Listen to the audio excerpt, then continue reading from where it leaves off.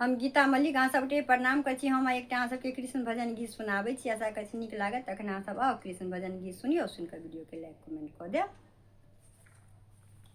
बोली बोली रे मुरलिया राधे राधे, बोली बोली रे मुरलिया राधे राधे, राधे राधे राधे राधे, राधे राधे राधे राधे, बोली बोली रे मुरलिया राधे राधे, बोली बोली रे मुरलिया राधे राधे।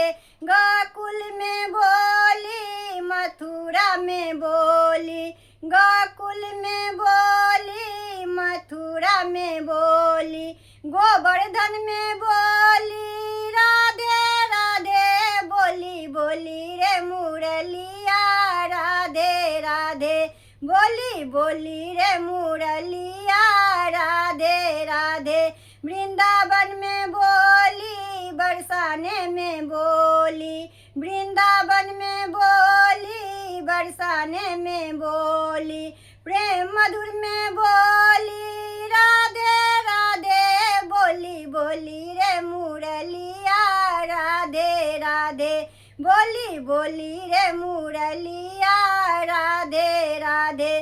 द्वापर में बोली, त्रेता में बोली, द्वापर में बोली, त्रेता में बोली, कलयुग में बोली, राधे राधे, बोली बोली रे मुरलिया राधे राधे, बोली बोली रे मुरलिया राधे राधे।